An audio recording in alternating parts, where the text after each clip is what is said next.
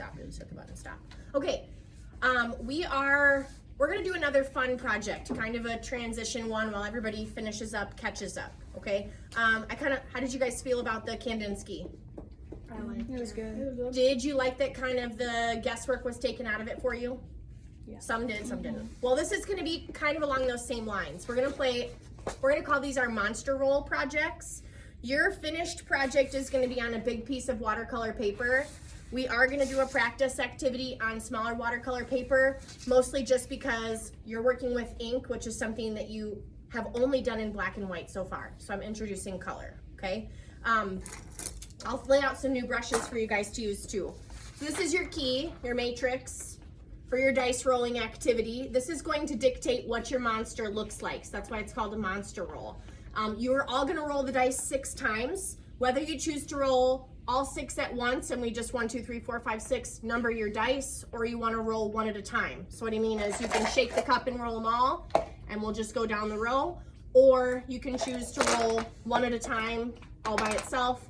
But no matter what, you're gonna go down in order. So you don't get to pick and choose what you like. It's you get what you get and you don't throw a fit, okay? So let's say I'm gonna roll one at a time. First roll is a 5. So my monster is gonna be a sky monster. So it probably is gonna have a atmosphere or live somewhere in the sky. Maybe it's on a puffy cloud. Maybe it's, maybe my monster's chilling on an airplane. You get to decide, you know, what that means. So your options for number 1, you might have a land monster, you might have a sticky monster, a space monster, sea, sky, or he might be melting. He, she, whatever you choose. On your second roll, it's the eyes. So big eye, little eye, 2 eyes, 5 eyes. That's kind of dictated there for you. The third roll is gonna be your arms.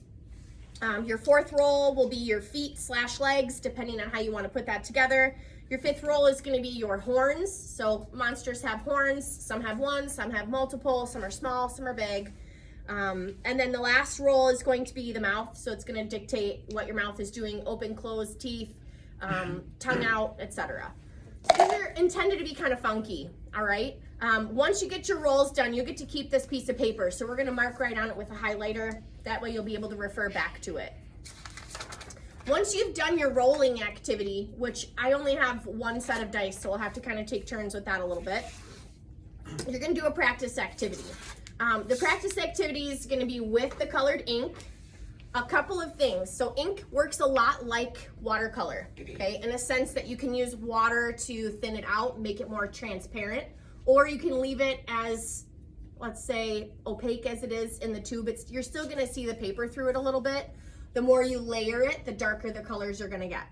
The thing about ink that's different from watercolor is that watercolor can be watered down after it's dry. So some of us, for a few activities, had already done some watercolor on our paper, and you could go back with water and spread it out and thin it out and soften your lines. With ink, you can't do that because of the permanence of it. So this is India ink, permanent ink, and when you put it on, it doesn't move, okay? The other key of this is going to be your color scheme. So you're making a monster pot or a monster painting. You're doing it with inks, and then you need to focus on color for this one. You're gonna choose your color scheme. So let's talk about some of those. Complementary are 2 colors that are across from each other on the color wheel. A lot of times those are your sports team's colors. So like the Chicago Bears and also the Broncos are blue and orange. Those colors just so happen to be across from each other on the color wheel, okay? Monochromatic is 1 color. So if you wanted to do, let's say purple, you want a purple monster and your whole painting is gonna be all different versions of purple. That would be monochromatic. Mono means 1, chroma means color. Analogous are 3 colors that are next to each other on the color wheel. And remember, you could be working with a 6-point color wheel or a 12. That's just kind of up to you to decide if you're doing an analogous. They're just 3 colors next to each other. So it might be yellow, yellow-green, green, and blue-green, all of which have yellow in common, which is why they work well together. You can do rainbow, red, orange, yellow, green, blue, purple. Triadic. So triadic are equally spaced on the color wheel. So a good example of that, easy, would be either your primary colors, red, blue, and yellow together, or you could do your secondary colors, purples, oranges, and greens, Okay, be mindful of how those colors might mix when you're choosing them. Warm colors, so you can stick with a warm color scheme, reds, oranges, yellows, and any version of them, or cool colors, which would be blues, greens, and purples. And then the last one would be grayscale. So if you want to work strictly in black and white, then you would strictly work with just the black ink that we've done previously. So you pick your color scheme, have your monster, and then for your practice activity, you're gonna focus on textures. Some different things you might do with your brush in order to make your monster look monstrous. So we're thinking of environment. If there's trees, how am I gonna mimic a tree texture?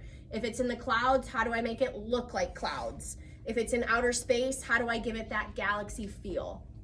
And so because this is your first time working with ink, I'm gonna go cool colors. So I'm gonna do blues, greens, and purples. I'll probably just pull a couple colors to do my textures with.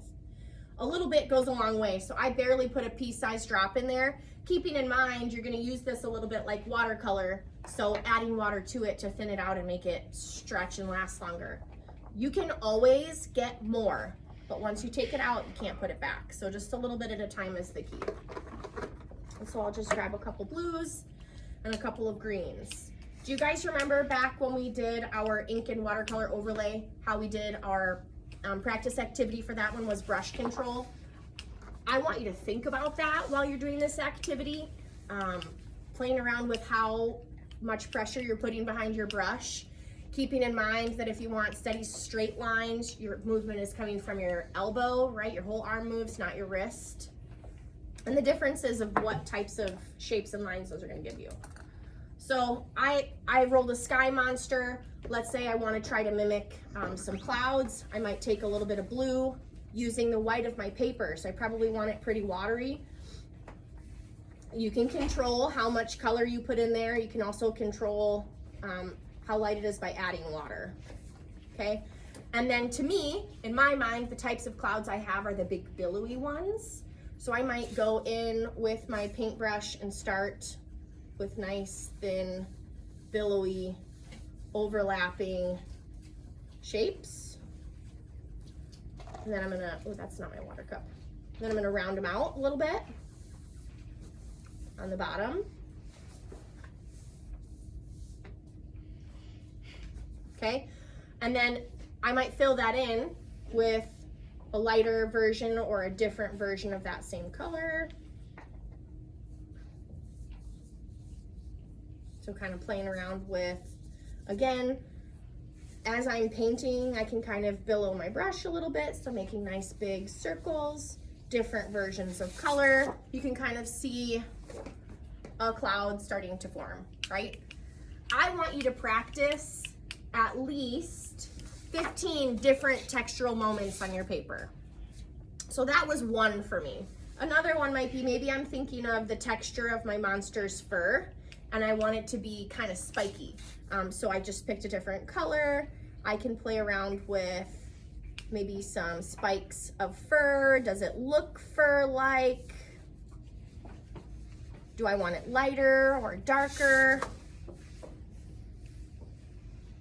Think about your color options. And the reason we're rolling our dice first, okay, and picking our color scheme is so that when you do this practice activity, not only are you practicing purposely for your monster itself, but you're also gonna utilize the colors for your color scheme so you can play around with how they're gonna look next to each other. Does that make sense to everybody? Okay, let's just really quick recap. First thing you're gonna do is roll your dice and get your monster. This sheet will be yours to keep, so put your name on it. It'll just have highlighter on it to mark. The second thing you're gonna do is choose your color scheme. I'll leave my cheat sheet out for you to look at. Then the next thing you're gonna do is your practice activity. How many textures do we need? 15. 15 minimum. Can you do more? Yeah. Okay, I'll leave my sheet out here with 15 on it for you. I will put new brushes out. Once you've completed the practice activity, then you can go for your keep piece. A little word of advice though, okay? Again, ink is a lot like watercolor. So because the colors are really light, as you're drawing your sketches, go really lightly with your pencil. Keep in mind, you can go back and erase them out, but if you draw really, really dark and you're working with light colors, it's gonna be tough to get those to cover. All right? Questions, comments, concerns? Love you all a lot. Ready to go by. You want to? Yes, please.